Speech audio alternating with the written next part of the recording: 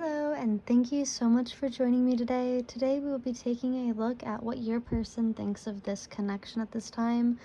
To start, we'll get some oracle cards, then we'll move into tarot, get some messages from your person, as well as some advice and charms at the end. So to start, I do have pile number 1, the bee, then we have the hummingbird, pile number 2, and the moth, pile number 3. If you already know which pile you belong to, please feel free to go into the description, find the timestamps, and go directly to your reading. If you would like a couple more minutes, feel free to do so. You can either pause the video, otherwise I will be going a little bit more in detail about each card.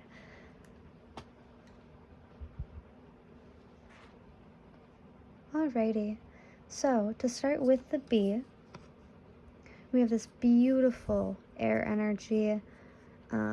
This is going to be Libra, Gemini, or Aquarius. It has all this beautiful yellow energy, and that is so joyful and happy. This can be a very hardworking person, enthusiastic, a good team worker. They can be quite creative as well as sensitive and aware of some subtleties. Now, the bee is a very hard worker, but they can burn out very easily. They can feel overwhelmed or overstimulated.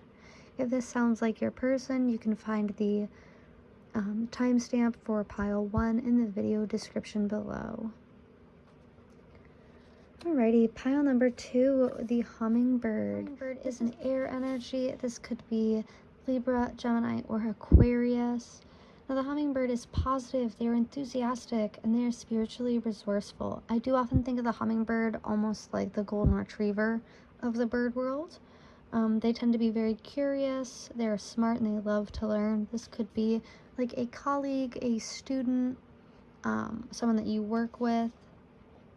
Now, this is someone who tends to be very wise. They might be very spiritual or religious. Religious beliefs might be involved.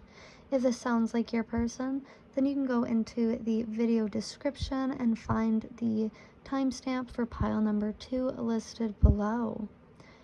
Alrighty. Pile number 3 with the moth.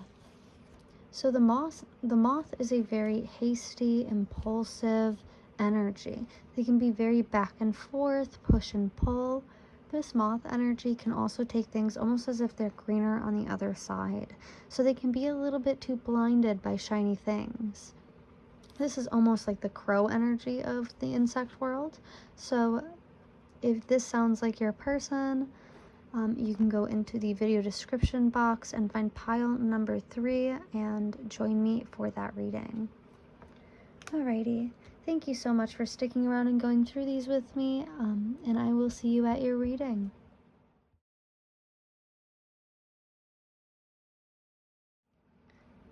Hello, pile 1. If you chose the bee, then you are at your reading. Thank you so much for joining me today. Today we'll be taking a look at how your person views your connection. So the bee, this is someone who is very earnest, hardworking, and democratic. This person is very joyous, bubbly. They tend to be very charming and vibrant. Now, they can get a little frustrated or overstimulated and be difficult to manage or deal with. But overall, this is someone who is very easy to work with and likes to take the lead in a dynamic. This could be an air sign. That would be Libra, Gemini, or Aquarius. But looking at this person, this is someone who's very sensitive as well. Well, the bee can be very thoughtful and steady, especially if they're working on a task or if they've been given directions. But overall, it does look like this person is a people pleaser, despite the fact that they are widely enjoyed. I do think this person is an extrovert, but not by choice. I think it's more so that they don't like to be alone, that they prefer to work within a group or community. So for your energy, or for how your person is viewing you, I did pull the Scorpion. Now, the Scorpion is a very passionate person. They are very, I think passionate, while that is the right word, intense is another defining characteristic of how they see you. You are someone who might come off very fierce, very wild and free. Now, some of the downsides to the Scorpion is that they can be very jealous, they can be resentful, they might feel burned by some subtle issues. And I think that's kind of what the bee likes about the Scorpion, is they find them easy to read. Like, the bee might have seen the Scorpion in a situation where they were just like uncomfortable, or kind of like giving like bombastic side eye, and the bee might have found that humorous, or might have stepped in to like help. So they're very fiery, and I think the bee recognizes that, and really enjoys that. But I think they find that characteristic very fun and very freeing. I think they might also recognize that the Scorpion might be upset with them at this time, or holding a grudge due to something in the past. The Scorpion is a fire energy, so that could be Sagittarius, Aries, or Leo energy. It doesn't have to be, but it can. I pulled some other oracle cards to go with these two. Now for the bee, your person, I have complacency, divine feminine, healthy choices, making healthy choices in love and in life, self-love, self-care, and being happier. We also have criticism, that little 1-star review. And for their message to you, we have seek professional advice. Now they are viewing your energy as creation, ascension with spiritual path and awakening, soulmates, soul connection, partnership, agreement, or soul contract, freedom, and I never imagined so much perfection, number 9. You two are meeting in the middle with gossip, soulmate, and the present moment. So this does feel like a connection that is newer, or that may have been sparked from a previous connection. This does feel like it's something that is happening right now to you, though. So it does seem like you're in some form of communication with this person, although I feel as if the bee might have delayed responses, or might be taking their sweet time to get back to the Scorpion, which might be causing some like fiery upticks in the Scorpion's behavior or moods. Now with the bee, they are looking at the Scorpion as if they're divine feminine. I do think that this is someone who is slowly moving into the energy of being prepared to settle down. I think that, especially with this criticism and complacency card, this to me comes off as the type of person who might have like gone out every single weekend, like, you know, looking for a wife, but they would never marry someone that they would meet in a bar or something along those lines. And so I think as they live in this monotonous routine in like their independent life, I think that they are slowly being drained by it. I think they're no longer finding the same happiness that they used to, and it's really dragging them down, especially with this complacency card. If anything, it almost gives this energy, this like festering, fed up energy of like annoyance, where they're starting to recognize what they're looking for in a partnership. I think they're looking to manage their standards as well. And if you are the bee, or you are the divine feminine, you know, being noted here, I think that you are really coming into that energy, or you are leaning into it. If this is a masculine, they can still have a lot of intense divine feminine energy. But I do think that if this is a masculine, this is someone who is starting to settle down with the fact that they want more feminine energy in their life. They're trying to call that into their life. And so they're looking at the Scorpion as someone who could awaken or enlighten them towards this divine feminine energy. Almost like a guy who has like a dude apartment where it's just a like recliner and a TV in the living room, and that's it. And then he gets a girlfriend and she decorates the place. Now we do have seek professional advice. Now I don't think this is what the bee would say to the Scorpion, although I do think that the bee might think the Scorpion comes off as way too intense to handle sometimes. I think, again, due to those like fiery upticks. But I think the bee is looking to seek professional advice on how to manage this dynamic with the Scorpion. I think that they see the Scorpion as someone who is very interested in them, but I think they might be too self-critical and too fixated on who they want to be and who they're becoming, rather than looking in this present moment at the Scorpion. Now, they do see the Scorpion as a soulmate, so I do think that they believe the Scorpion was brought into their life for a good reason, and they find the Scorpion to be very fun and enjoyable to be around. But I think that they also see that the Scorpion might enjoy their freedom at this time. They might want to be single. You might have mentioned that to your person, that you enjoy your single life. And so I think the bee is struggling to try to come up with an offer that might entice the Scorpion, given that their singlehood is so enjoyable, at least from the bee's perspective. We have healthier choices with the bee. So if this is someone who, again, is like going out to bars every weekend, I do think that they're starting to stay in. They're starting to kind of wrangle themselves and keep themselves a bit more pulled back from any impulsive choices. I think they are living in a very stagnant energy right now, where they're just reflecting on their behaviors, their routines, what their hobbies are at this time. I think that this is someone who is looking to, who one, can be very self-critical. It gives me the energy, oh yeah, this is like a tinge of Capricorn energy, but it's almost like being critical for not overworking. So this person might be trying to think of where they could fit the time in their schedule for a relationship, especially with this healthier choices card being here. I think they might be trying to manage or maintain their schedule in a way that would allow or open some space up for the Scorpion if the Scorpion would have them.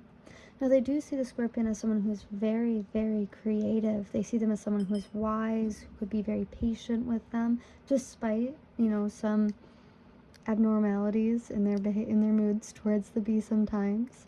I think the bee is almost like cluelessly optimistic, where they can't really see the consequences of a situation, whereas the Scorpion tends to be a bit more like on guard, a little bit more like with a shell around them.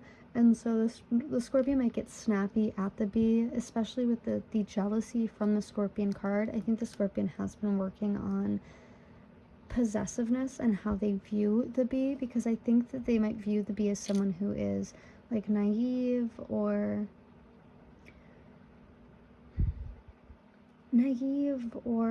like, I think the Scorpion looks at the bee, like as if they're naive, and the Scorpion is like, don't you understand what's going on in this situation? The bee's like, it's gonna be okay, and the Scorpion's like, no, it's not. But the Scorpion's starting to free themselves from these like prejudgments about a situation, and they're starting to learn how to go with the flow because of the bee's energy. Now, the bee might be a big people pleaser here, so they might be pulled in all different directions, and I think the Scorpion finds this scary. I think that the lack of the bee's presence in the Scorpion's path makes them very uncomfortable. I think they might want to like manifest or create opportunities to see the bee again, but they're struggling to, especially at the present moment. I think both groups here are talking to like friends or family members about this situation and how they should move forward. Alrighty, so taking a look at that, I do want to get some more information. I think I'm going to go ahead and get into some tarot, but I did love the fact that this Soulmates card came up twice. So I do see you guys very much meeting in the middle on the idea that you want to stick through and make this work. I think the bee just might be a bit too, they might overwork themselves and make it very difficult for the Scorpion to try to like weasel in or make plans with them. And I think the Scorpion might struggle with resentment in regards to that, because from the Scorpion's perspective, they're like, if you care about me, you would make time for me, and you're not doing that, and I don't understand why, because I feel such a strong connection with you. So I feel like the Scorpion might be in the business of almost like maybe creating arguments to make sure that the bee cares about them, or they might be looking to walk away from this dynamic at this time, kind of waking up to this cycle where the bee puts everyone else or anything else in front of them instead of choosing this connection, despite the fact that they both know that this is a soulmate connection. I want to take a moment just to read the present moment card before I get into tarot. The present moment.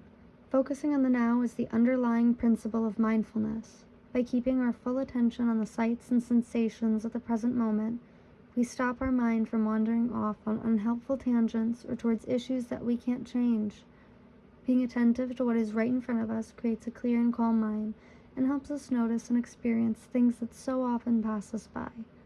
I am a mindful person who truly lives in and experiences the present moment. I will not autopilot my way through tasks. Okay, and I think this is a big thing. I think that the Scorpion does have this very fiery and fun personality, but I think they're very introverted and isolated. And so I think that when they offer time to the bee and the bee doesn't take it, they take that as like a personal offense. Whereas the bee is like, hey dude, I've got like 10 people asking me for that exact day to hang out, so I can't do it. And I think the Scorpion might take that as like a personal offense, as in the bee doesn't, want to spend time with them. But the bee is really just so overworked and overwhelmed and overstimulated. I think the Scorpion is being asked to kind of focus on the present moment rather than obsessively fixating on this dynamic. The Scorpion might be like talking to too many people, like too many hands in the cookie jar. I think that's the old saying. Like they've got too many opinions kind of floating around about this dynamic. And I think the Scorpion, honestly, while they are fiery and fun, there seems to be quite a lot of anxiety in this dynamic stemming from a Scorpion, where they want validation from the bee, or they want some form of, I don't know, I think they really do value the bee's opinion, and so they want the bee to look at them in like a good light. But I think that they're scared to just ask and be straightforward with how they're feeling or how they feel they're being treated in this dynamic. Sorry about that. We just had a light interruption.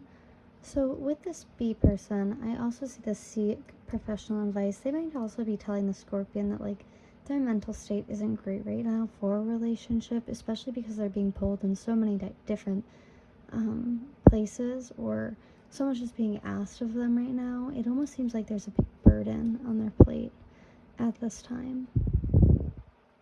I think they might be really struggling to imagine the future, despite the fact that they are, making better choices for themselves. They are reflecting and realizing some things about their habits and the way that their lifestyle makes them feel.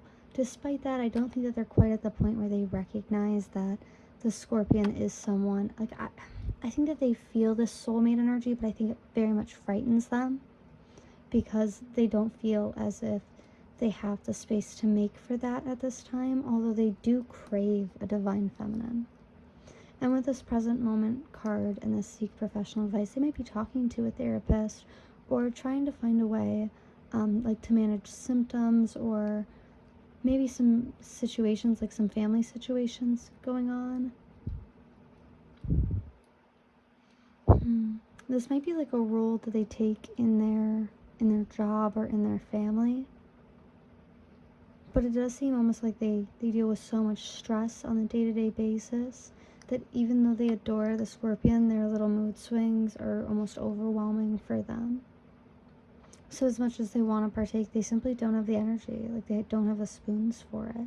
And so they're trying to calm down their lifestyle so that they can open up some space. But it does look like it's a work in progress. I don't think that the bee is at a place right now where they're open to delving this connection deeper than what it is right now, even though they know that that is what the Scorpion is kind of trying for here. And I think that the bee might be aware that the Scorpion is almost offering like an ultimatum every time that they have like one of these mood swings, where they're like, if you don't do this, then you don't care about me. And then the bee gets very frightened by that accusation, by this criticism, and they just kind of like fly away, or they dive themselves into like a work project or into a team project. I think that they think about this situation a lot. I think you both think about each other quite a bit obsessively. I think you also talk about this situation quite obsessively. And I think that this is pulling you away from the present moment. Like, the Scorpion they've gone through a lot. They've gone through a lot of trials. And a lot of trials recently, and they might be concerned that this is just another test that they have to free themselves from. But I think that the bee is viewing the scorpion as a real soulmate, or as someone that they would like to elevate the connection with. They just don't have the space for it. And I think that the scorpion is looking at the situation almost like do or die, which is a wound that the scorpion really needs to work on and heal. Maybe even just express with this creation card here, if not directly to the bee, then through some form of like art or music, maybe even writing.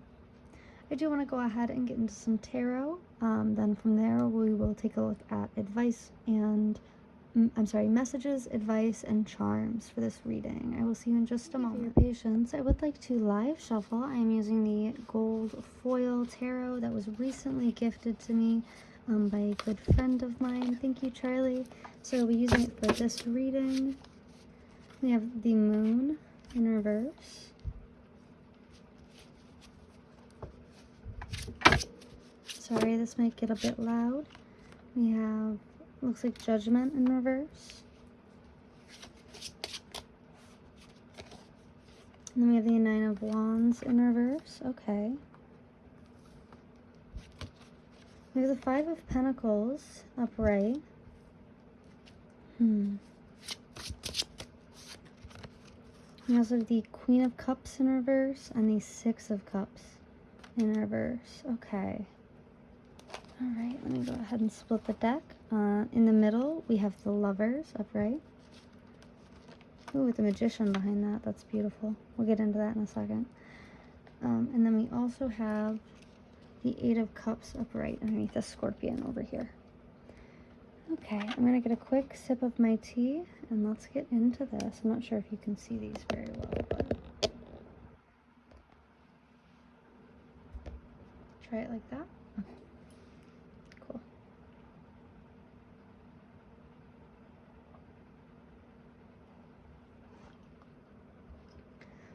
Alrighty. So one, I think the bee is exhausted. Oh my gosh, I think how I was describing them before, where they have so much on their plate, that was an understatement. I think the bee is so extremely tired. With this moon and Judgment energy both being in reverse with the Nine of Wands, this person is so tired they can't even listen to their own intuition about a situation. And with this Five of Pentacles, they might be experiencing some like financial misfortune or setbacks or delays in, a financial situation that is truthfully like burdening them so hard. They feel anxious and a bit paranoid. I'm getting like, I feel like they are embarrassed that they have ended up in this situation. And I think that's where that criticism card from the Oracle on their side is coming in. Because when I look at this Moon card and this Judgment card, it's almost like their intuition failed them. They might have pulled back from the Scorpion, or they listened to the wrong advice, and now they're dealing with this like burden, this anxiety. They're like staring out into the distance, wondering why they made the decisions that they have, why they have ended up. Yeah, it's like a very strong reflective energy. And it's all born out of like this exhaustion. It's this like negative narrative. It's kind of like hanger, like when you don't eat something and everything just irritates you, or when you haven't eaten in a while and everything irritates you. It's almost that energy, where it's very like embarrassed and humiliated and almost lacks control of itself. Now, when I look at this Five of Pentacles with my Queen of Cups, it's almost like they would feel humiliated or embarrassed if the Scorpion knew of the kind of situation that they're in. And when they're looking at the Scorpion, I feel like they're intentionally hiding this from them. They might have the Scorpion, I think the perspective that they feed the Scorpion is that they're doing well financially, or that they are like well off, or that they're able to, like be independent and take care of their bills, their situation. But I think that's quite a stretch from the truth. I think this person is very much struggling, and I think that they would be embarrassed if a Scorpion knew.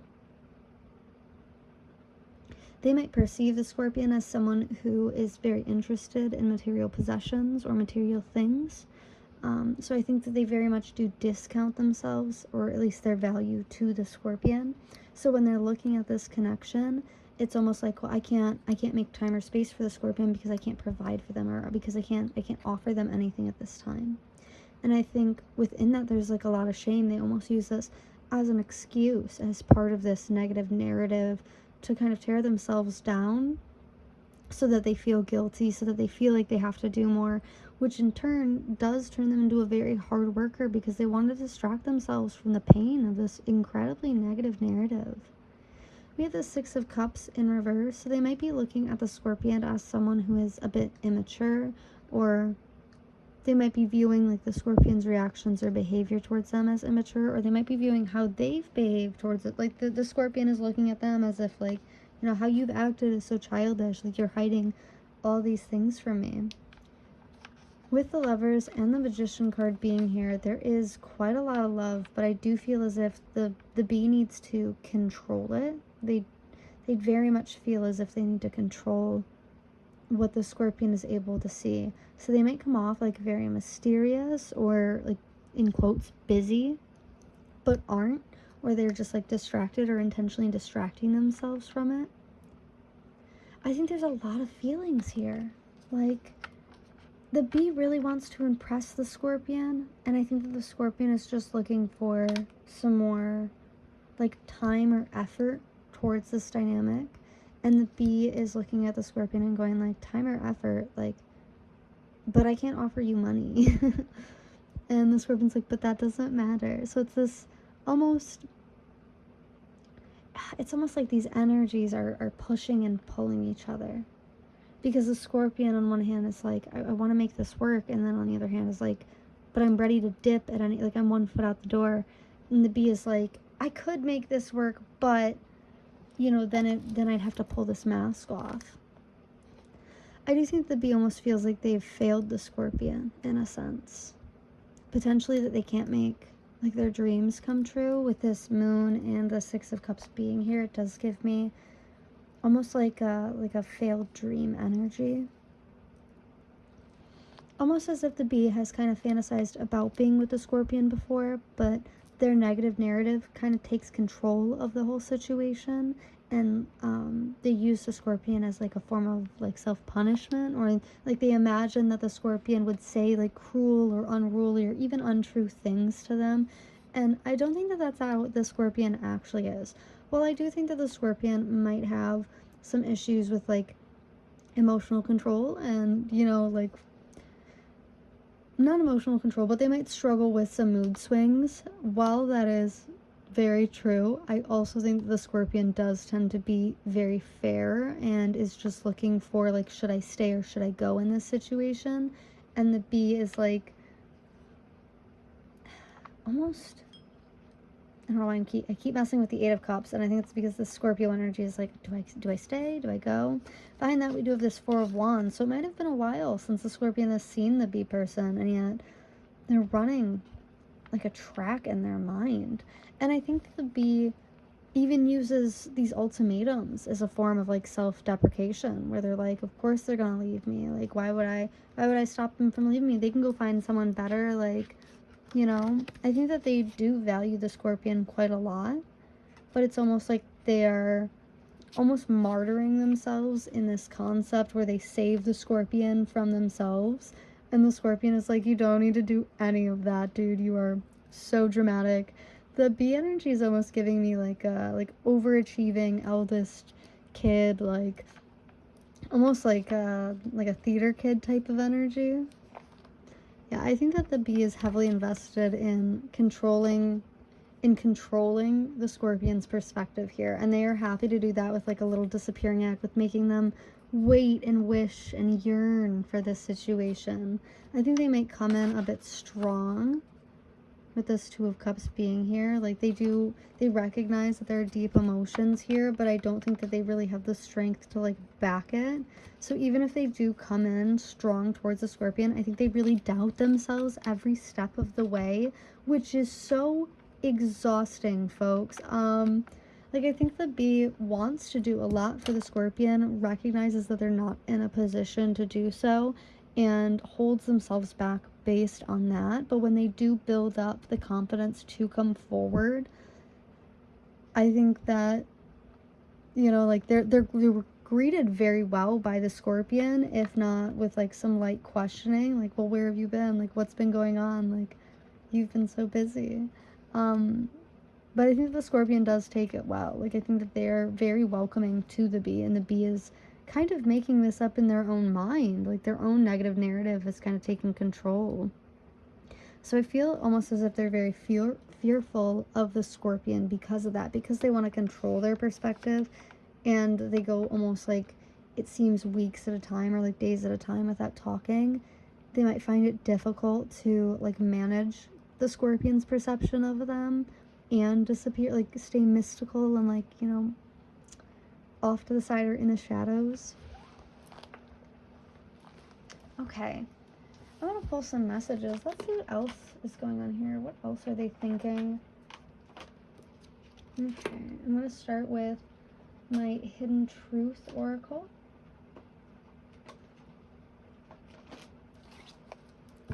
Alright, let's get some messages from the bee to the Scorpion. We need to let each other go. Yeah, so there's that pull and like push and pull energy. You and I were too young. I was getting that with the Six of Cups here, because my Six of Cups is usually like about a child or childish energy, and I was thinking that's what the bee is holding on to, almost like this immature perspective on what the Scorpion is seeing. But this might have been someone that you had like a history with like years ago, and who popped back up, who was looking to pop back up in your life. You and I were too young. And then we also had, I regret lying to you. So yeah, that might be what the Scorpion is like holding. Oh my god, because I did say that. It almost feels like the bee thinks the Scorpion is holding like a grudge against them or some form of resentment. This might have been in regards to this lying. And then we have, it's time for me to heal now. I was very much feeling that, where it's like, and then under that we have, I know that I crossed the line with you. And I was feeling that, where it's like the bee almost uses like their own imaginary scenarios of the Scorpion, like very negative, like self-deprecating ones, as like a form of self-punishment or self-harm. I don't know, that's weird. Okay, I also want to see what's hiding in the shadows here, because there was quite a lot of mystic energy going on here. So I'm going to use my In the Shadows Oracle deck. Let's just get a couple messages. I hope you are happy for me. You are not part of my plan. And I wish you would come back. See, we need to let each other go. I wish you would come back. There's that push and pull energy. And yeah, thank you for leaving me. There's that push and pull energy.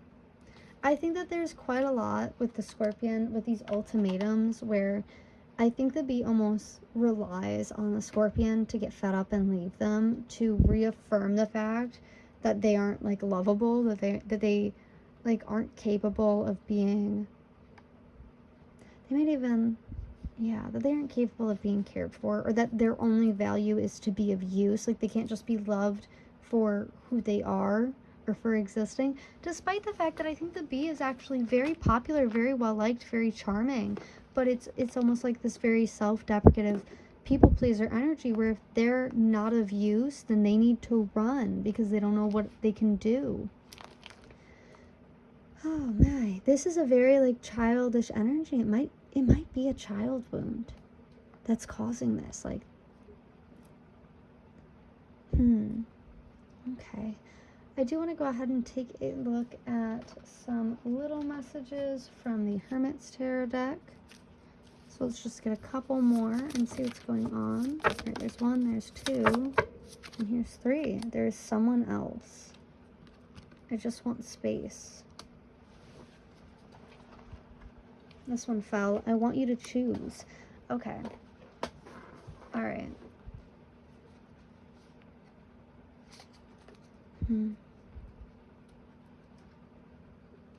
The Scorpion might have, I think that the bee might think that the Scorpion is like in a relationship with someone else, or they might be scared to approach because they think that the Scorpion has someone else, or like doesn't have a space for them.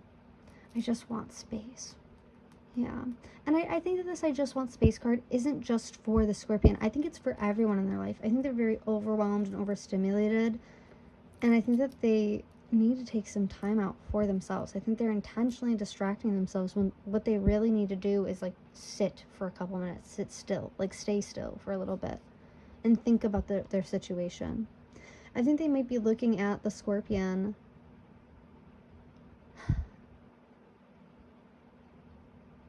and considering the fact that they have such a negative self perspective, they might be thinking that the Scorpion would be better off with someone else. Or they might think that, like, if they leave the Scorpion, since we had that, thank you for leaving me, if they leave the Scorpion, then they're doing the Scorpion a favor.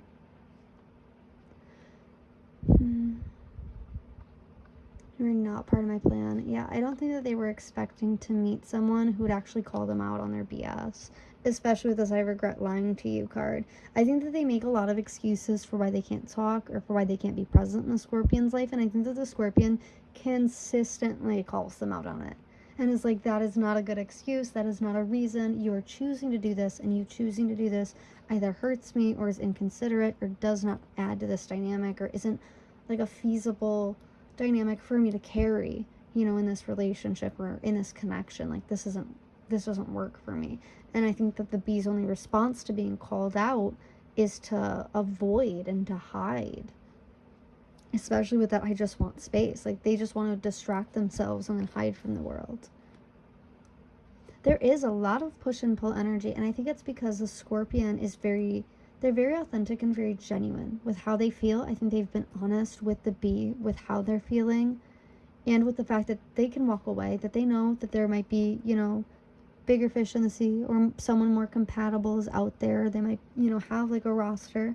And I think that the bee is very intimidated by that. I think that the Scorpion might use that as like a shell or as like a guard for their own ego, because we did have, oh my gosh, it's at the bottom of this stack. We have ego at the bottom of this stack.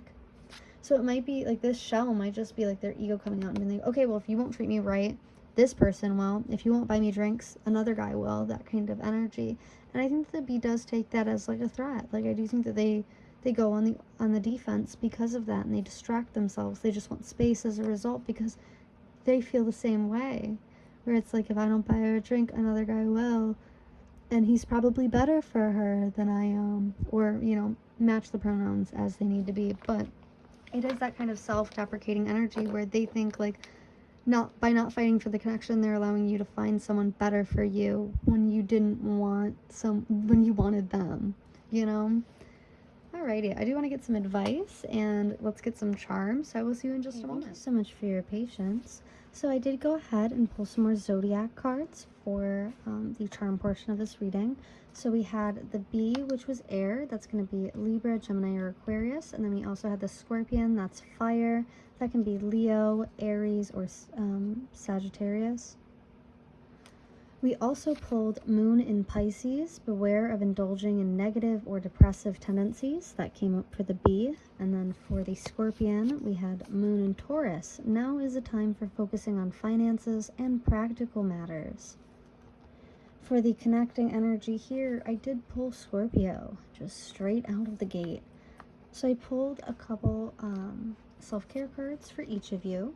For the bee, I have the Burning Bowl Ritual. I also have Angelite.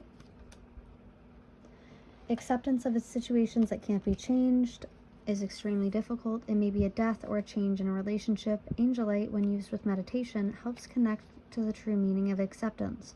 All things happen for a reason. Only the universe knows why. And I thought this card was important because it's almost like the bee very much has this very cyclical mindset where it's constantly roaming around, reminding itself that, or reaffirming itself that it's bad, or you know, that it deserves all this criticism. And I do think that is something that Angelite, when I said that like the bee needs to stay still, yeah, like meditating with Angelite might assist them. For their affirmation, I pulled, today I will forgive. Today I will forgive any past mistakes I have made and love myself unconditionally. And then we also had forgive yourself for the secret message that comes up for each of them. We had forgive yourself. And I thought that was very funny because both of these came up as forgiveness. And I actually tried to shuffle this one back in, but it came up a second time. And I think it's very much because this negative mindset the bee needs to forgive themselves for, because they can't start any relationship. They can't make any space for the scorpion if all they're going to do is hurt themselves in the process. If you are the scorpion, for your self-care card, I pulled number 48, spend time with animals. I also pulled rhyolite. I might have pronounced that wrong. This ancient stone can induce very deep and introspective meditations. It can help you explore your past lives. Gaining strength and self-esteem from this stone allows you to look back with an understanding and acceptance of the choices you have made. Yeah, I think that the scorpion might struggle with why the bee doesn't come forward more. They might really struggle to understand or accept the bee's mindset, or even their excuses. And so I think the scorpion taking some time to reflect on why that affects their mood and their behavior so much might be important. For their affirmation, I have, today I am mindful. Today I know deep in my heart and soul that happiness and self-worth are within me. And I thought that this was so funny because the present moment card, the connecting energy for the two back in the original oracle, did talk about I am a mindful person. And it talks very heavily about being mindful. And so I think that the scorpion learning to kind of blow out their own fuse before it blows up is important in garnering the bee's attention, because they're so low energy that they can't handle all of the scorpion's energy. And then we also have, I know my soul is truly beautiful. So I do think that where the bee doubts themselves so much, the scorpion kind of comes, almost kind of fills it up with an overabundance of confidence. While I think that they might be scared to confront the bee, I think that they would do so willingly. Like, I think that it's something that they could overpower, or like power through into anyways. Almost like the curiosity kind of pushes them too far. And I think the bee might find that frightful.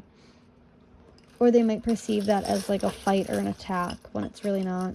I am going to go ahead and just pull from my charm jar up here. Oh my gosh. I got quite a few for you. Okay, I have I believe that's my 9 of Wands coming up again. We also have Death, upright.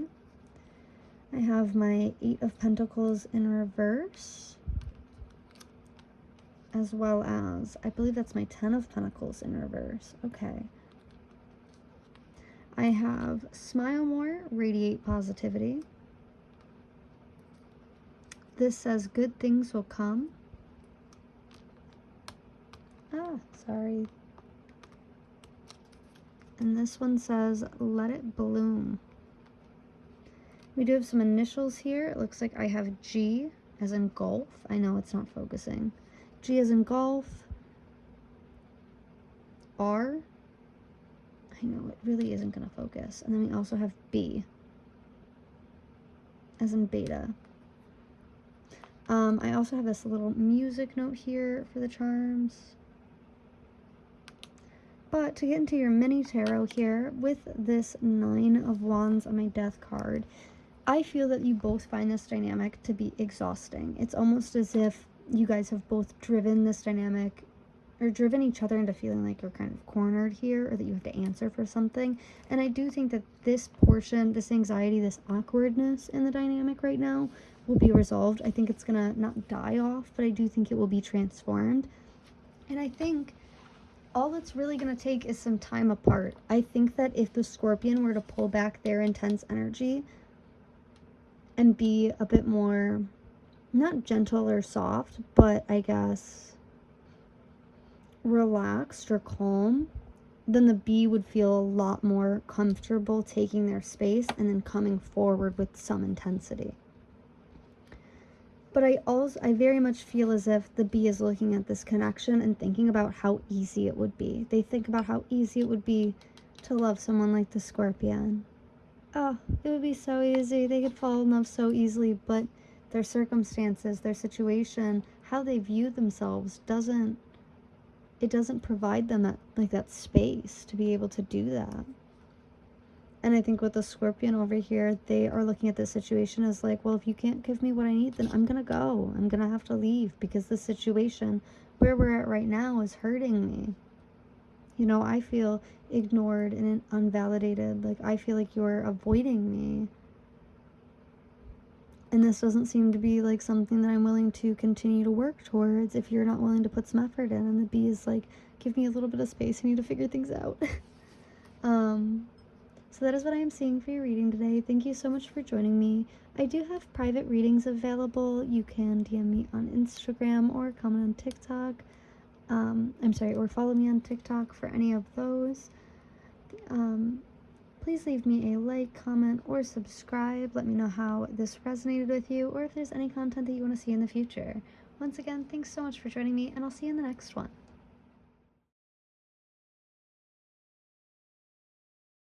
So sorry for that. Pile 3 actually got mixed up in the Nightingale's Oracle. So we had it dissipating, and then we also have a settlement, agreement, or compromise. We have ascending, transcending obstacles, learning, expansion, new phase, preparing for union. We have fairness, with all these puppy dogs. So cute. And then for their message, we have let me hold you, number 7. To see the energy where these two are meeting in the middle, we have vanity. We have chemistry. There's a strong magnetic attraction here. We also have calmness. So right off the bat, this does give me the energy that this is like a very new dynamic, or this is like a new person in your life. It almost feels like they feel very hesitant to be vulnerable, perhaps because this connection is so new. With this vanity card showing up, it does give me the idea that you guys might have met at like an event, or like perhaps like a party or out and about. You might have met this person in public, or you might be seen with this person in public. Now the hummingbird is viewing the nightingale as someone who is very loud, outspoken. They're very fair, and I think that they find them to be a very good negotiator. This might be like a boss situation. Like, I think that the hummingbird is looking at the nightingale almost as if they're gunning for a promotion. And I also feel that the hummingbird finds the nightingale to be very reliable. With this let me hold you in number 7 here, it's almost like they see this person as very stable, very reliable, very successful. They see them as a good match themselves. But I think that the lack of energy on the hummingbird's part is causing the nightingale's feelings to like dissipate, or to kind of like it's almost like the nightingale is getting the ick the longer that the hummingbird takes. Now, I think that when the hummingbird first met the nightingale, I think that they were kind of shell-shocked by the amount of chemistry here. I think that they might have like a traditional idea of what they want for themselves, like a submissive wife or whatever, but I think that meeting the nightingale really changed that perspective for them, or really shocked them, because I think that they enjoyed how feisty or how much fun the nightingale was when they were being just their authentic, loud self. Now, I think that this connection is so new that this hummingbird is still existing in like this player energy.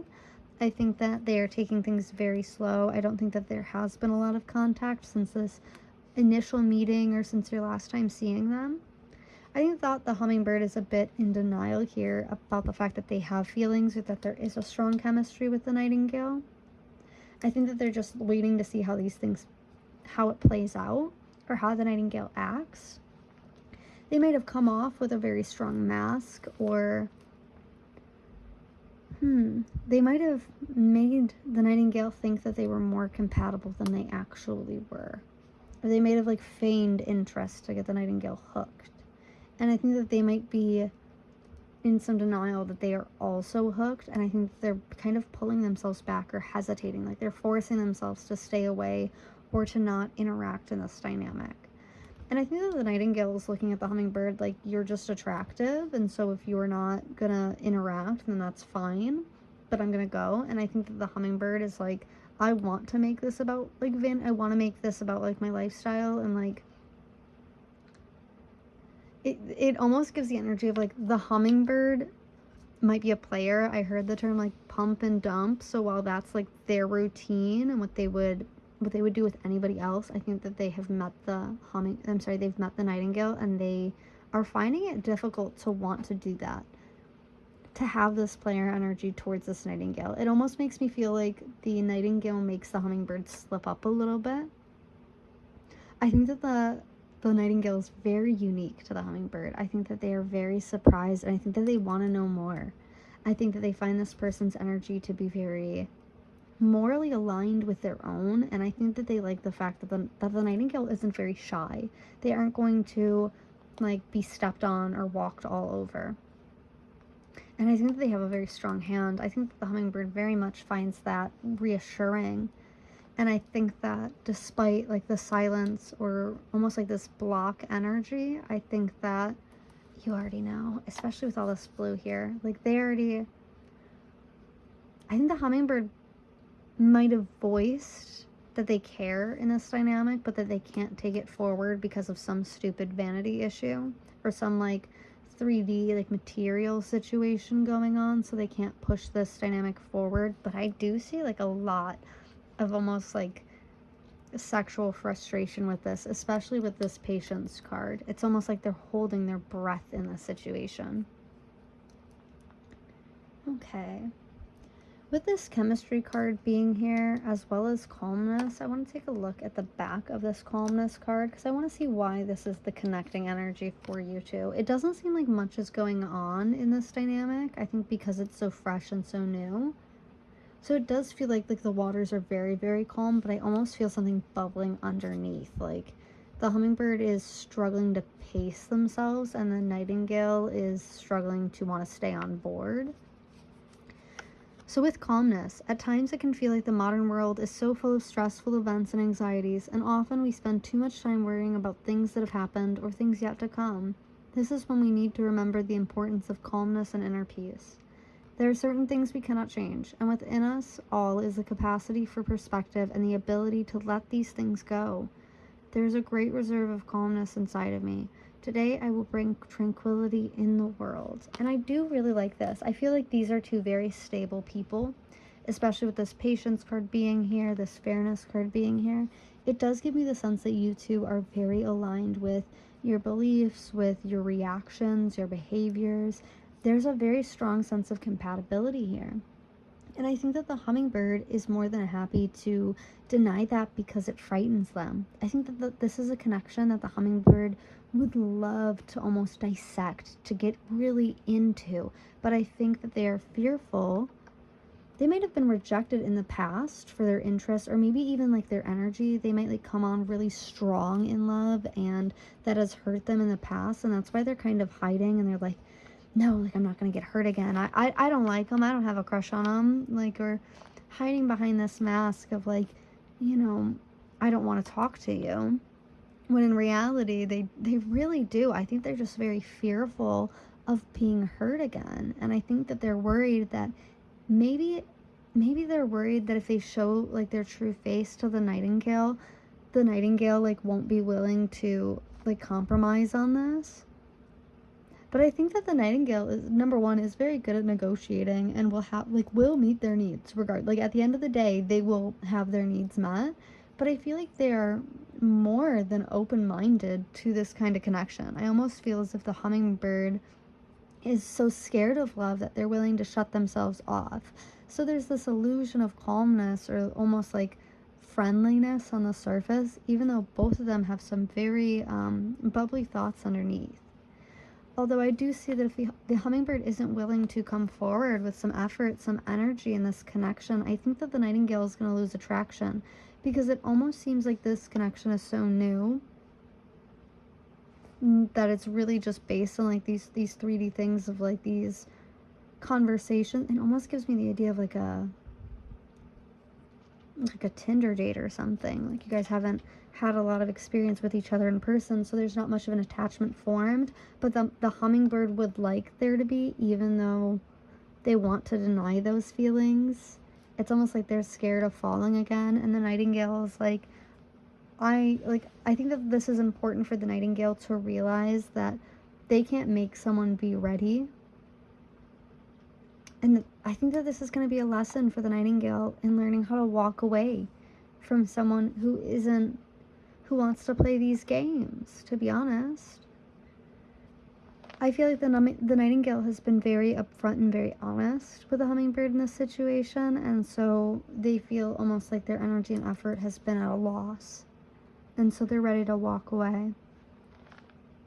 But I think they're trying to be fair in this situation and give it time to resolve itself rather than just like jumping to the end.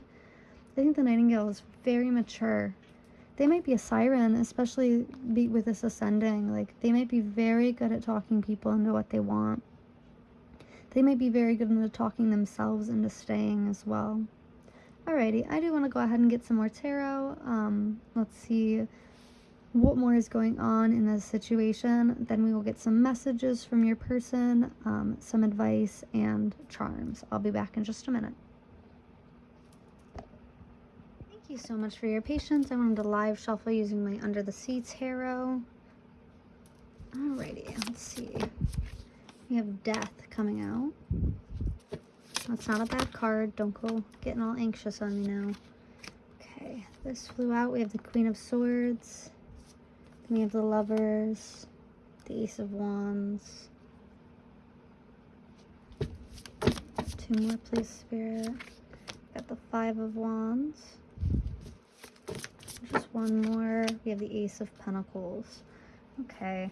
In the middle of the deck, I have the Queen of Wands coming out. And on the back of the deck, I have the World. Beautiful. Okay.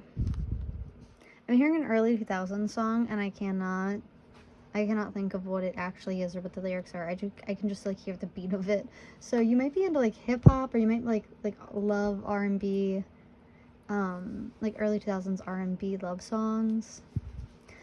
We have Death and the Queen of Swords. So I do see a transformation happening in almost like a hard-nosed perspective in this situation. Someone here, I think the Hummingbird might have a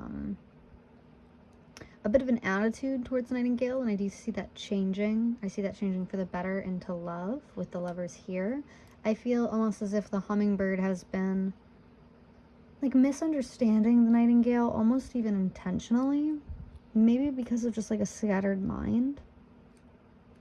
But I do see the Hummingbird's perspective towards the Nightingale becoming a lot softer. And I think that this might cause some anxiety or like some unhappiness for the Hummingbird. Like, the Nightingale might have tried in the past to offer like an olive branch, and the Hummingbird would just like either avoid or not take it. But I see this almost changing like overnight, where the Hummingbird is very suddenly like accepting and open. Like they miss the Nightingale so much. I think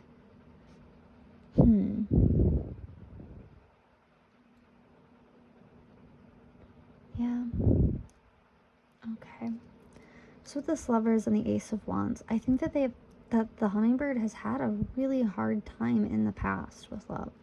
I think that they've really struggled with partners who were like overtly controlling or abusive or even just like cruel to them. And I think that they see a different future with the Nightingale here. But I think that they're a bit too afraid to kind of take the reins. I think that the idea of them offering something to the Nightingale without more information terrifies them. So they're looking for like another chance to see the Nightingale. They're very much like yearning, wishing, wanting this person. They're looking at, there's a lot of like inner conflict over what they can offer the Nightingale, though. They are looking at the Nightingale as like a very strong, feminine, fiery energy. We have the Queen of Wands and the Empress. Like they value the Nightingale so much. This is like very beautiful energy. But with my King of Swords being back here on my 10 of Cups, it almost feels like their family has made them feel like they're not good enough, or they feel like they're not good enough for like a loving relationship. The Hummingbird very much gives me these feelings and this impression of terror when it comes to love. This is someone who like is very scared of it. I have the World and my 9 of Swords. That's exactly what I was detailing. So the 9 of Swords is all about paranoia. Yeah, paranoia, feeling chained down. And then with my World card here, You know, this is all about like everything you've ever wanted, like wish fulfillment energy. And I think they're very scared of getting what they want, even though they do want the Nightingale. Okay. I want to get a couple more clarifiers for this Ace of Wands and Five of Wands. So I'm going to pull from a different deck. This is my Labyrinth deck. So I do just want to get a quick clarifier. Let's take a look at Death and the Queen of Swords first. Okay, that flew across the stadium. Alrighty. Yeah, we have the Six of Pentacles here. Okay, yeah, in the past, so the Six of Pentacles is like an unfair, unbalanced, or abusive relationship. And actually, ironically, we do have the Six of Pentacles here. In my charm jar being highlighted, you can see this man. He has this little, like, scale here, and he's giving them an unequal amount. And so so in the past, they've had relationships with people who were very abusive, very controlling, very hurtful, or cruel towards them. And so it does make them very scared of love. Let's take a look at Queen of Swords and the Lovers. We have the Wheel of Fortune and Justice. So yeah, they might be getting out of a relationship right around the time that you meet them with someone who's very cruel to them. That might make them feel very scared. What's going on with my Ace of Wands and my Five of Wands here? Sorry, I'm shuffling off camera. Come on. What's going on? Ooh, Two of Swords. Okay, so it's something that you don't see. Something behind the scenes is holding this person back from offering you something. And it's important that you don't know what it is. With this High Priestess card being here, this is all about, like, intuition and, like, fortune as well, like your future. Like the High Priestess sees everything.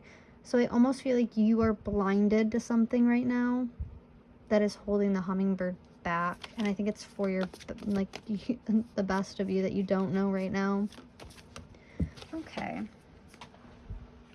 Just one more here. We do have my Three of Pentacles all the way up here. So I do think they really want to cooperate with love, but I do think that it very much scares them at this time. Yeah, and we've got my Two of Cups on the back of this deck. So they do see this as a love connection, and they do want to move forward with it, but I do feel that they're very, very scared too. So with that in mind, I want to get some messages from this person using the Hidden Truth Oracle. Okay, that flipped. I will wait from a sign for you. Yeah, this person is so scared. Okay. I wish I had treated you better. Yeah, they may have, like, left without saying much about what's going on.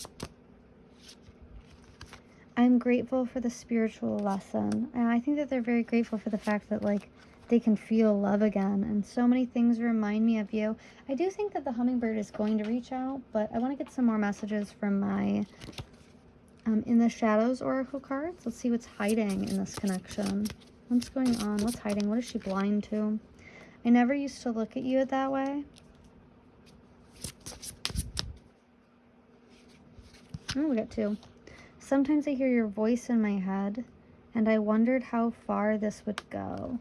I think they're expecting you to drop them, which is interesting. I want to get a couple more messages using my Hermit Tarot cards. But before I do that, ooh, this person. Wow, they dream about you quite a lot. But I think that they almost give themselves reasons or excuses to not come forward in this dynamic. I think that they're waiting for you to give them the all clear, or to, like, make a move towards them. And I feel that they're very fearful that you're going to leave them. Okay, let's get some more messages from my Hermit Tarot deck. I'm ready, but that came up in reverse. So this is someone who's still trying to figure some things out. I think they're still very scared of love. And so they're like, I wonder how long they'll be nice to me before they start being cruel to me again. Like it's what has happened in the past. Yeah, now is not the time came right out with, I need time for me. I didn't expect so many to come out. Don't tell the other piles. I sometimes wonder if you care. It might have been some time since you've spoken with this person. Two more came out. We have definitely. We also had, I'm a very jealous person. Yeah. Alrighty. On the very back, we have ego strength coming out. I'm going to go ahead and cut the deck. And we've got, I think we should slow down in reverse, which is so funny because the hummingbird is such like a fast energy. So this is like the type of energy where they're trying to test the waters here. They're seeing how warm the water is. And I don't think that they have like the time or the space to actually act on anything right now. So they're just trying to warm you up to the idea of it. Alrighty, I do want to go ahead and get some advice as well as some charms to go with this reading. So I will see you in just a moment. Sorry about that, Pile 2. I had to go get another tea and recharge my phone.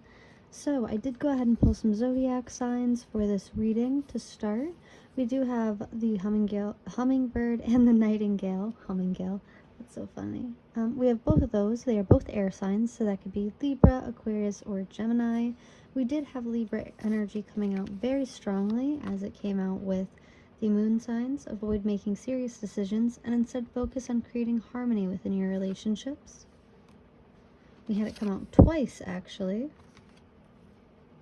As well as Moon and Taurus. Now is a time for focusing on finances and practical matters. Alrighty. So I did go ahead and pull some self-care for the hummingbird. I had plan a vacation come out. I also have their affirmation. Today I make a difference. Today I will stay focused, work hard, and do my very best at everything I do.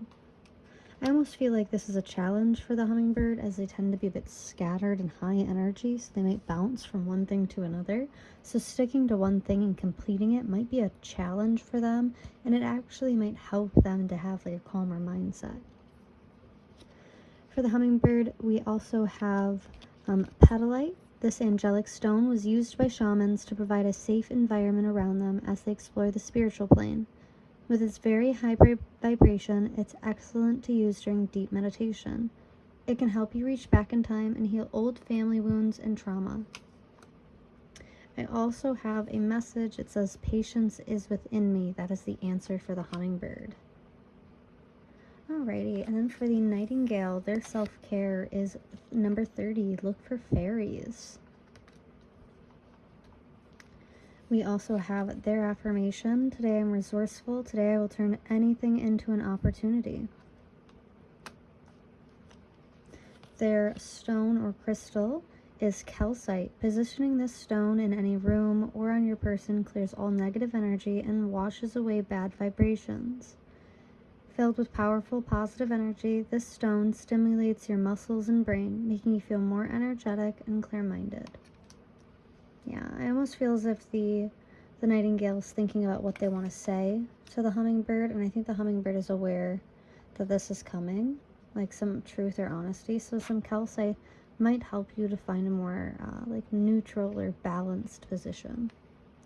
And then for the nightingale, their answer is identify and remove toxic people around you. Alrighty. I want to go ahead and pull some charms from my charm jar back here. Okay. Oh wow, we've actually got quite a lot. Almost no mini tarot, so I just grabbed 2. We have the 8 of Pentacles and Death coming out, so some hard work will transform your situation. I do 2 quarters here, so some money is coming your way. We have New York in 2001, so that might be important.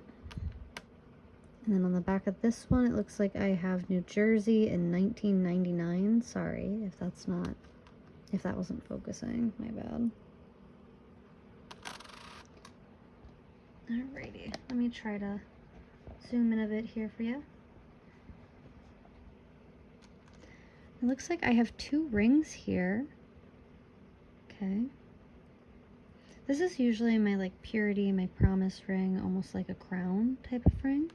And then whenever I see this one typically talks about like religious issues or religious differences.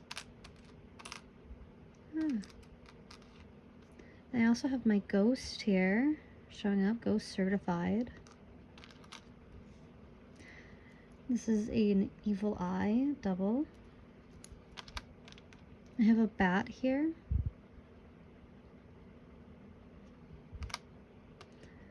As well as a journal. So you might need to write something down, or this person might be writing down their feelings regarding this situation, or to kind of like clear their head out. I have a snake here.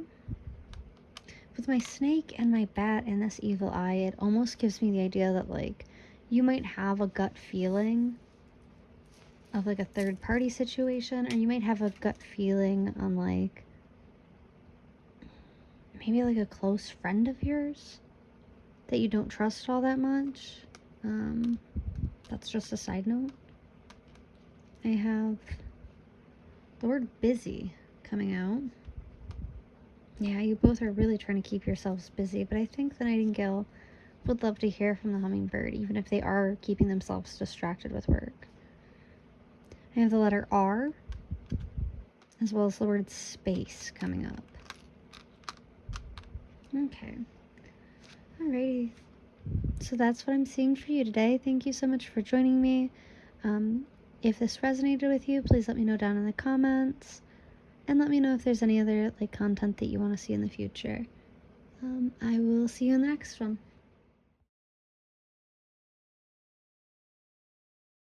Hi Pile 3, thank you so much for joining me today. If you chose the Moth, then you are at your reading. Today we'll be taking a look at how your person views your connection. So the Moth is typically symbolic of someone who is impulsive, hasty, and wishful. They might be really attracted to easy solutions and have a lot of unfinished projects as a result. On the upside, they're a really whimsical and enthusiastic person, but on the downside, they really struggle with keeping themselves in the same place or on the same projects, actually completing something. Unfortunately, they are pretty prone to disappointment and burnout, and they're almost always sure that the grass is greener on the other side. So if you're dealing with a Moth energy, it can feel like a real back and forth or tugging energy. Now this is an air sign, so that could be Libra, Gemini, or Aquarius, but it doesn't have to be. Now your person is viewing you, let me take a look here at what I pulled, as the oyster. Now the oyster is patient, they're a secret keeper, and they tend to hide inner treasures. So they are looking at you as if you're a bit mysterious, as if you're kind of reluctant to share information. They could also see you like clamming up or being very hesitant to share or be honest. Now, the upside of the oyster is that they are a very like blessed and comforting energy. Ironically, I actually have an oyster tattoo because it is symbolic for St. James. Now, the one thing that I really do love about oyster energy is that, you know, they tend to be very shy or doubtful, but they are so very, very talented. And I think the Moth really gets that energy. Like, they do sense something very deep here within the oyster. But whenever the oyster clams up, it's almost as if the Moth needs to pull back. They need to draw away. They need to go to a different project.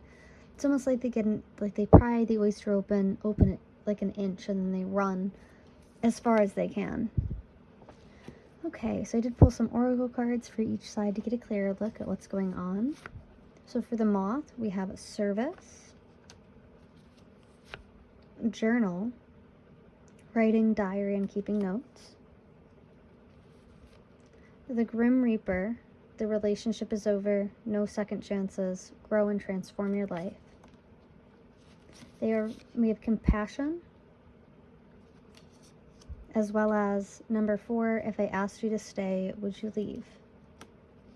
And for you, for the oyster, I have instinct,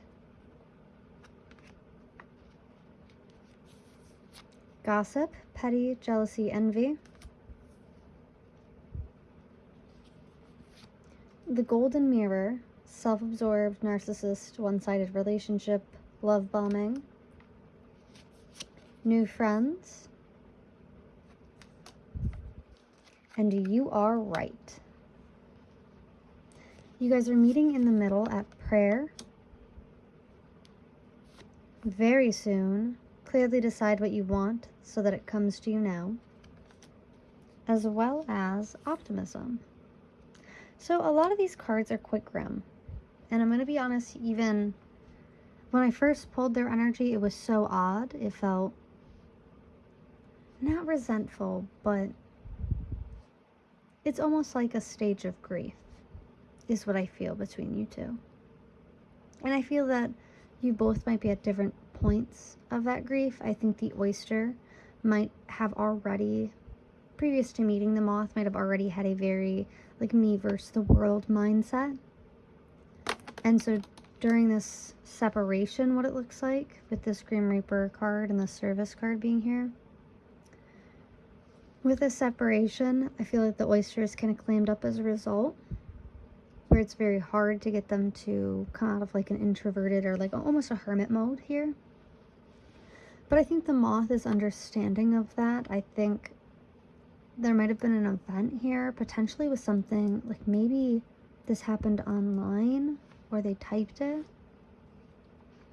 But there seemed to be almost like a tower moment here. Now I think the moth is looking at the oyster almost as if they need to care about them, and that might have been what happened here, is like the moth might be a bit too overbearing or even like half-assed in showing up to the relationship with the oyster. The oyster might be really expecting some depth here. And I think the moth was just looking to like people please. Or I would believe that the moth might really struggle with this ending here. If there was an ending in this dynamic, I think the moth is really struggling with processing that, with processing losing the oyster. This might not be like a romantic connection. This does look a bit more like platonic. But if this is a romantic connection, I would say that the moth is someone who feels like they've lost the oyster and they're watching the oyster go out with friends, you know, kind of rely on their own instincts. I think they're watching the oyster almost like have fun, you know?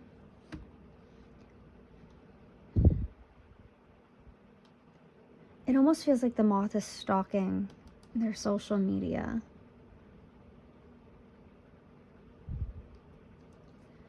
Yeah. I think that there is an inner knowing between these two, where I think, I almost feel like this is it's so hard to get words out. I don't know why. I just did so fine for the other two readings. But with these two, it almost feels like something cyclical is happening here, where the moth is trying to like people please or pry open the oyster through people pleasing or through like favors.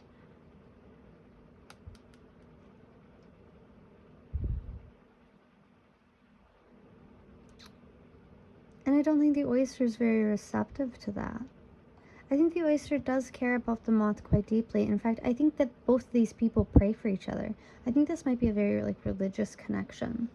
Or you both might have very strong religious beliefs. That might have been what the disconnect here is. The moth might actually be leaving a different relationship. I think that's what...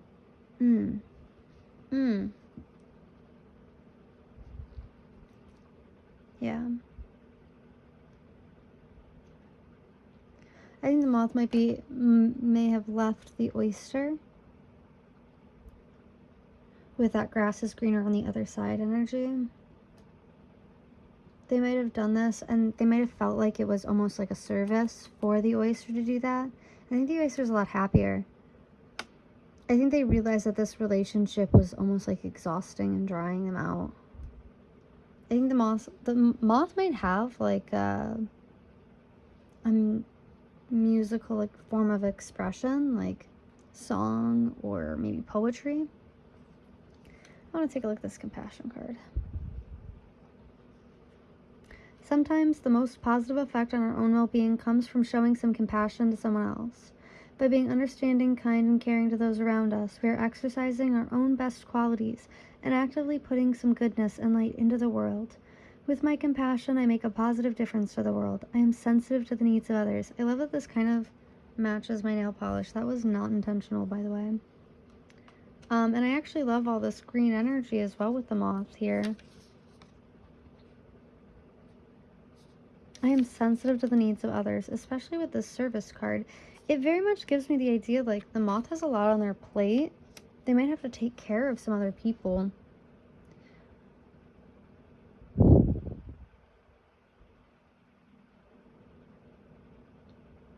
I think that both of these people do care for each other, but I feel like there might have been a really rough ending here where both of them feel very angry at each other, but there's so much care. I almost feel like they're angry, like each of you are angry that it didn't work out, and you're trying to process how you got here, and I think you're doing it in very different ways, almost in a way like subconsciously to make the other person jealous.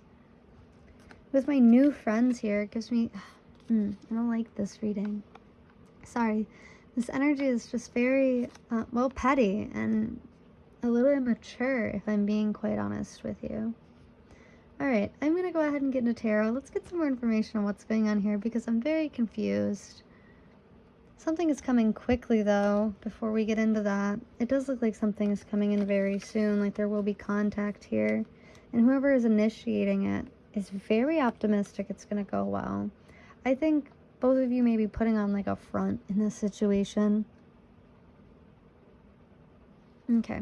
I'm going to go ahead and get some tarot and find out what's going on. Sorry, I had tried to like live shuffle the tarot read, but then I had a bunch of interruptions.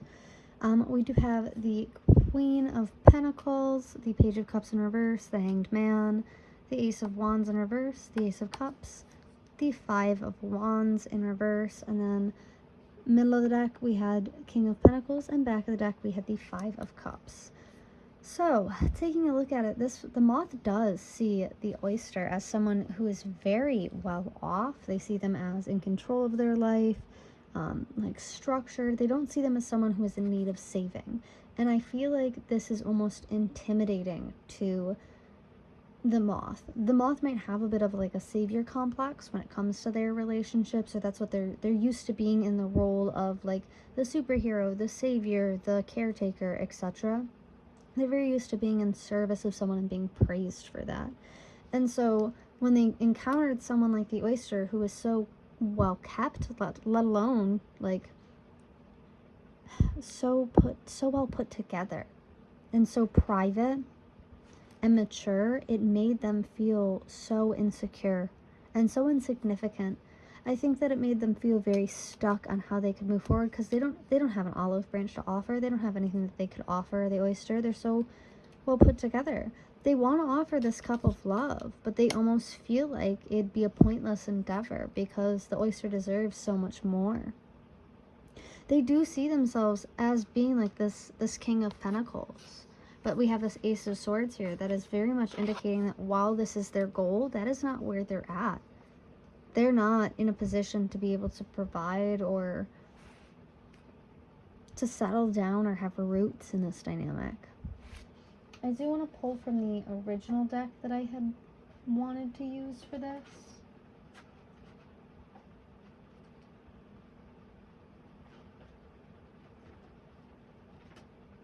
Just to get some clarification. Sorry that took so long. So, Queen of Pentacles and the Page of Cups. Just a little clarifier there. I have my Two of Pentacles in reverse. Okay. I have my Ace of Pentacles in reverse. Alright. We have Death in reverse.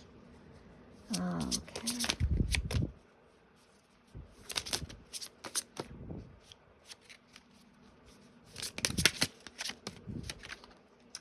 And then we also have Temperance in reverse. Wow, these are all reversed. Oh, okay. Yeah. This person the moth feels very hopeless and hasty. Almost like if they see one issue in this dynamic or this connection, they are willing to like drop the ball, essentially. With my Two of Pentacles and my Ace of Pentacles both being in reverse, it almost feels like they don't feel like they can offer you anything. They don't feel like they can collaborate, or like you're not a choice for them, unfortunately. It's almost like a forbidden love type of thing, or like they have limited access to you. And they don't see this changing anytime soon either. This is something that's very slow for them, and I think it's pulling them. Yeah, this is moving very slow for them, and I think that they're very used to like a quick trip, I guess, or like I heard quick destination, but I don't know what that means. So they might be looking for or they might be really used to like fast-paced connections where things just move way too quickly. And I think with the oyster, it is a lot slower, and I think that really triggers their curiosity in a good way. And not even just that, I think it kind of keeps them from jumping from like person to person, because now they're taking time to see if they are willing to invest. And I think that's what this 5 of Cups here is they might feel like the oyster doesn't want to talk to them, or they might feel like they're too immature for the oyster to like pay attention to them. There's like this really, it's coming back to me just again, like the idea that like they don't have anything that they can do for you, and they feel like they're worthless based on that. With my King of Pentacles here, they feel like it's going to be a long time before they're really at the same level as the oyster, as well put together. Having met the oyster, I almost feel like kind of knocked them down a peg subconsciously, where they realize like, wow, I'm not as great as I think I am. There's very much an energy of they almost don't feel good enough for the oyster. But they do miss them. They do want their energy and attention. They just almost feel bad doing it. It's like this internal conflict. I do feel like they will be very persistent, though, if and when they do choose to come forward. Like, I feel like once this person realizes that it's really not that confusing, they don't have to get stuck in this Hanged Man energy, that they can pull back from it, that they'll be more interested in approaching. But I want to get some more information. Let's just go ahead and get some messages from your person using the Hidden Truth Oracle deck. I couldn't let you get close to me. I replay our conversations over and over. And one more, please, Spirit. I lost myself for a little while. On the back of the deck, we have, I wish I could take back my words. So yeah, they may have said something about like, I don't think it's wanting to take back their words. They might be the type of person who like deletes messages quite often. In the Shadows Oracle cards, we're going to go ahead and take a look at these as well. See what's hiding in the shadows in this connection. Okay, right off the rip. You are not part of my plan.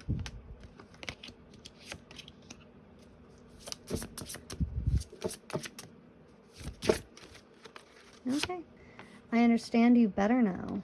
Yeah, like, I think that the oyster has really piqued the moth's curiosity. It's making them a bit more stable. Oh, and I dropped the last one. Leaving you hurt me too. Yeah.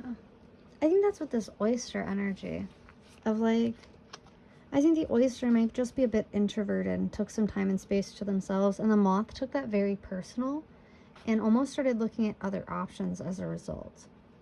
On the back of the deck, we have I forgive you. I feel like the moth person might really struggle with boundaries or with understanding like other people's time and need for like personal space and distance. They might take that as like a personal offense. I do want to get a few more messages using the Hermit Tarot. I got the mini deck so I can actually use it. Oh, okay. Oh, wow. I want to start a family with you. Came right out the gate, but then it came with weight. Oh, okay. I dream about you a lot. Too much. Number 7 again.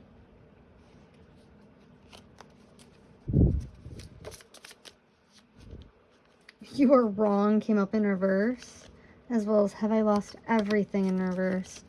And those were at the back. Okay. So what I'm very much getting from this person is like they are very happy to fantasize and replay these conversations over and over again. They're very happy to like fantasize about the oyster and fantasize what it'd be like to know the oyster and to be in their life or to have the oyster as an active participant, but they don't feel good enough for that. Like, they very much do not value themselves enough. Or they might even come towards the oyster with this energy of like almost self-pity, where it's like, oh, well, I'm not good enough to stand here, but you care about me anyways. And they might be using that against the oyster, or taking like a lot of personal offense when the oyster does take time to themselves. Although we do have a lot of fantasy and like spicy energy coming up here with this, I want to start a family with you. Very interesting. Yeah. Okay, it does look like that there is a lot of hope for the future coming from the moth. Like, they do. I feel like they're very scared that they're going to get wrecked in this situation. But I do think that they're like inching towards coming closer, even though they know the oyster might be a bit guarded after how they've acted. I do want to go ahead and get some advice and some charms, so I'm going to go ahead and pop over to do that. I'll see you in just a moment. Okay, thank you so much for your patience. So, I did go ahead and pull some more zodiac signs, but to start, the moth, again, is an air sign energy. That could be Libra, Gemini, or Aquarius. With the oyster, that is a water sign energy, so that could be Cancer, Scorpio, or Pisces. Now, I did pull some extra zodiac signs. We also had Sagittarius, Aquarius, as well as the new moon. Now, I had pulled this one, and immediately I thought about my card earlier that said very soon. So this might be when you see them next, is the next new moon. Either way, the time is ripe for seeking new opportunities. So that did come up very heavily. Alrighty. So for the moth, for their self-care activity, I pulled number 40, which is pleasure. So like I said, a lot of fantasy energy coming from the moth to the oyster. They feel very curious physically. For their affirmation, I pulled today I am learning. Today I will focus on learning to grow into a better person. Their crystal was lapis lazuli. Balance is what this stone can help with, harmonizing your mental, emotional, spiritual, and physical selves. It brings inner peace. When used with meditation, this beautiful stone opens the third eye and allows you to see inside of yourself. You'll see the real you. And the answer for the moth's question is manifest your wishes. So what I'm getting with this is not just like manifest it through journaling or writing down, even though we did have journals show up. This person might be a big fan of scripting or subliminals, but what I'm getting from this is to actually put their wishes into action. Make actions that will ripple out and have effects. Actually do something. Don't just think about doing something. For the oyster, for their self-care, ironically, we did get journal, number 29. So you might be a writer as well. You guys might bond over this. You guys might write about each other, especially because we had journal, writing, diary, keeping notes come up for the moth earlier. So you are being encouraged to journal as well. Your affirmation says, today I feel optimistic. Today I will see the beauty and goodness in the hearts of every person I interact with. And I love this card coming out because you're connecting energy in this dynamic, if I can find it, give me 1 second, was optimism. And I thought it was so cute when this came out. I can't seem to find it right now, but here it is. It was optimism, and so today I feel optimistic. For your crystal, we have, I might pronounce this wrong, but zozite. Zozite is in tune with your emotions. This sacred stone can shift emotions and help break through emotional trauma. When anxiety and worry flood your mind, this stone will assist in your meditation. It allows you to use its celestial energy to let go of the angst. And then your answer is, I am peaceful and one with the earth. What I'm very much getting from this energy with the oyster is that the oyster might really fear opening up to someone and connecting with someone on a deeper level, despite how deeply they want it, because they have had like their traumas or their wounds either reopened or thrown back in their face by other partners. And so the oyster might be clamming up, but it's only out of fear that they'll be hurt again. And so the moth person just does need to be like, they really do need to be persistent, but they need to learn that like the oyster isn't all guarded and clammed up for no reason. They are doing this because they feel like they need to. And I feel like through knowing the moth, the oyster becomes happier and feels a lot safer in their presence. But let's go ahead and get some charms. Okay, wow, almost no charms. It looks like this is the only one that I got. And it's a very tiny heart that says Miss Sharik. Ada with love. I think these are homemade charms. We have a fortune here. Time is the wisest counselor. I don't know if that's going to zoom in. And then I will zoom a bit here for you. All right, for your tarot, it looks like we had the Knight of Swords in reverse. So I don't think the moth has a plan. I think that they're just kind of acting impulsive and hasty right now, as we've said a million times. But they don't really have a plan on how to come forward with the oyster. It almost feels like they're kind of trying whatever they can to see what works. Now for your daily affirmations, we have love trumps hate. Love, love, love. As well as hello sunshine. Very cute. For the descriptions, we have hot exclamation point. So someone is hot and bothered. They might also really like your nails, or you might like their nails or their hands. I'm going to try to get a little bit more just because there's so little here. All right. Okay, there we go. I have Capricorn energy coming out. We have LXEQ. Someone could be named Lex or Lexi. Hope. Someone could be named Hope. No contact. Yeah, it doesn't look like these two are talking right now. Something feels stuck, but there is a chance to grow here. There is an opportunity to grow here. I've got this beautiful little flower pendulum, so someone might really like flowers. You might expect a phone call from this person. This little tiny cell phone. Money might be a struggle right now. I have my penny on its back here. It looks like the year is 1987. And I have my double evil eye pendant here. So be careful in these streets, dude. Someone might be sending you evil eye and all this anxiety. Given how much water there is, if you are the oyster person and you're like a Cancer or a Capricorn, be careful with like return to senders, because you could be like returning your own negative energy to yourself, depending on what you believe. But this is what I'm seeing for you today. Thank you so much for joining me. Let me know in the comments if this resonates or if there's any other content you'd like to see. And I will see you in the next one.